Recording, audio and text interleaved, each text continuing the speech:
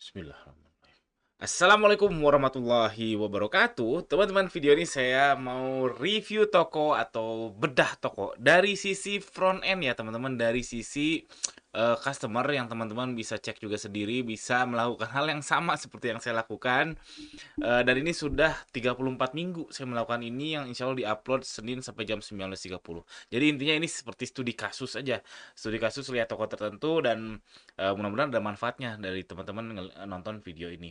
Dan buat teman-teman yang tokonya mau di-review, bisa isi Google Form di ganirozaki.com. Tapi saya nggak janji ya bisa nge-review kapan.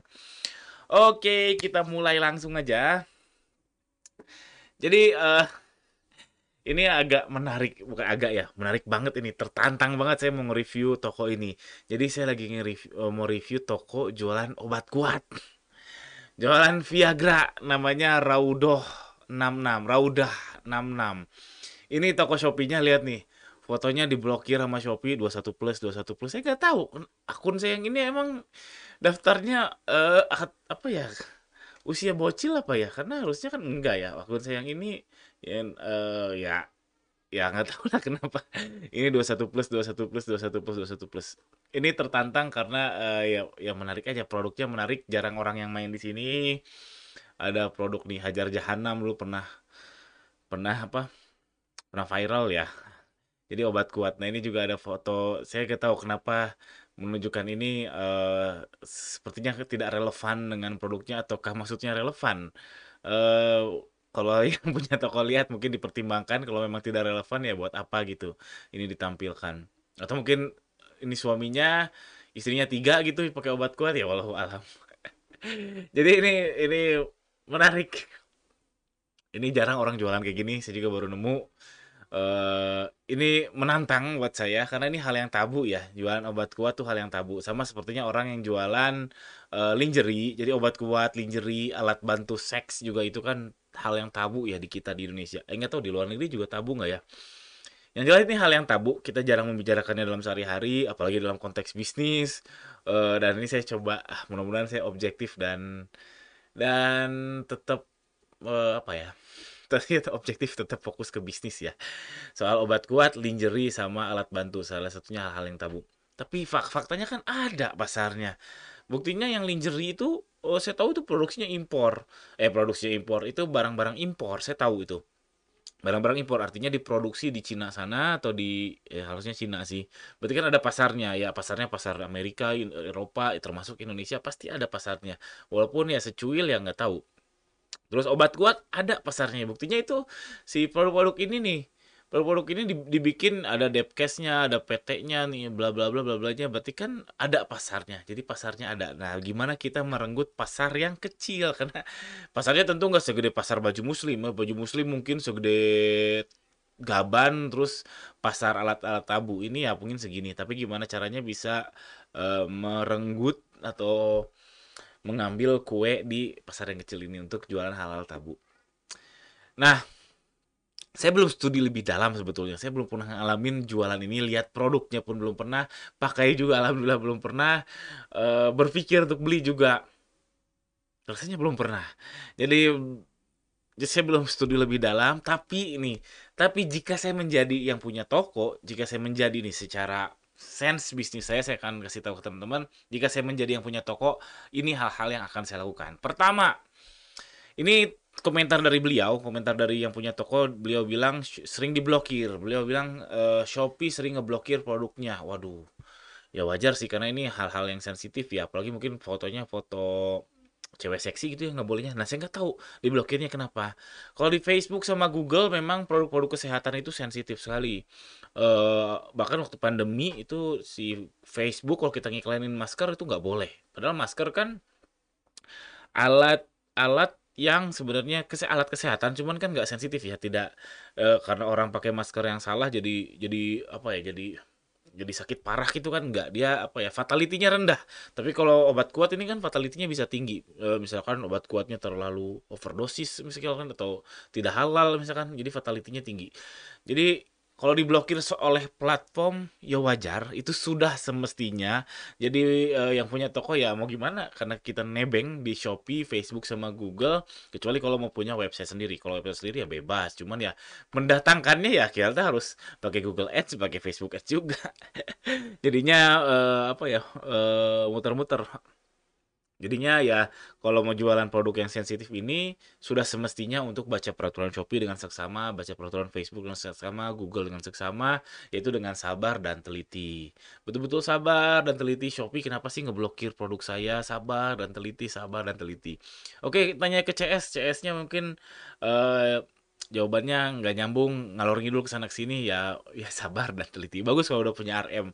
Syukur-syukur kalau udah punya RM enak. Kalau RM memang lebih lebih lebih apa ya, lebih taktis kalau kalau diskusi ya, atau nanya-nanya. Plus siapkan plan B. Jadi sudah mafhum banget orang yang jualan di Facebook Ads itu punya beberapa akun Facebook Manager, bahkan ada jual belinya Facebook Ads Manager.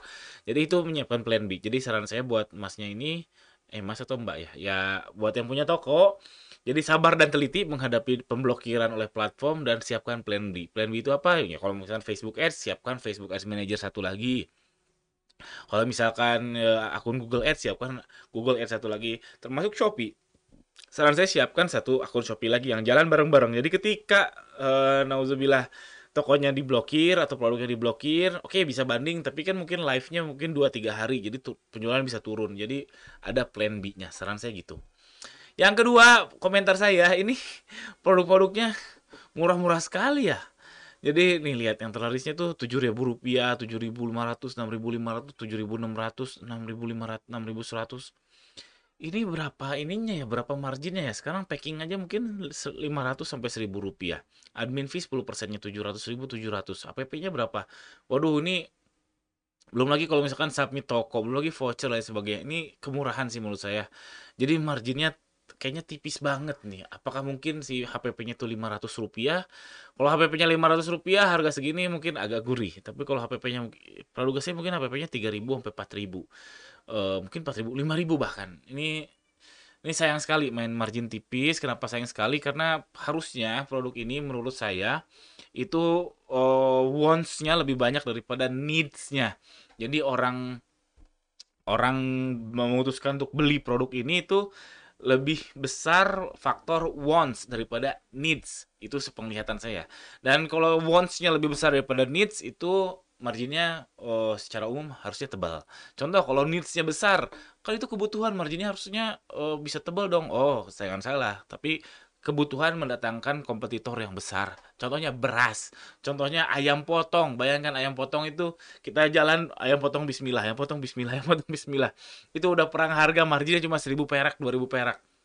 Jadi kalau yang basisnya needs memang marginnya susah untuk tebal karena kompetisinya ketat sekali, tapi kalau basisnya wants secara teori marginnya bisa lebih tebal, margin bisa lebih tebal, iklan juga jadinya bisa lebih tebal. Jadi saran saya naikin harga. Bukan saran saya. Jika saya menjadi beliau, saya akan naikin harga mungkin jadi ya 30.000 gitu, 40.000, 50.000. Jadi saya bisa leluasa mainin iklan. Lalu saran saya jika saya menjadi beliau lagi, saya akan bikin foto yang lebih premium. Murah kok foto lebih premium itu ya mungkin ya semahal-mahalnya 100.000. Apalagi ini tanpa model ya 100.000 per produk. Karena ini fotonya saya lihat ya cukup sih kayak gini cukup. Cuman ini nggak terlihat premium karena contoh nih blur. Ini mungkin si kemasannya yang blur ya. Terus ada lighting kayak gini jelas nggak premium ya karena fotografer profesional nggak akan ada yang kayak gini nih. Terus ya pokoknya yang premium lah, cari cari contoh-contoh the championnya, cari yang jualan Viagra juga, yang jualan obat kuat juga dan laris betul di Shopee. Cari ininya apa? Contoh fotonya seperti apa? Aduh nggak kelihatan ya karena pakai green screen. Ya nggak apa-apa lah. Eh Oh iya iya oke nggak apa-apa. Kita bisa di zoom out. Maaf, di zoom out aja, di zoom out. Nah, ini dia produknya.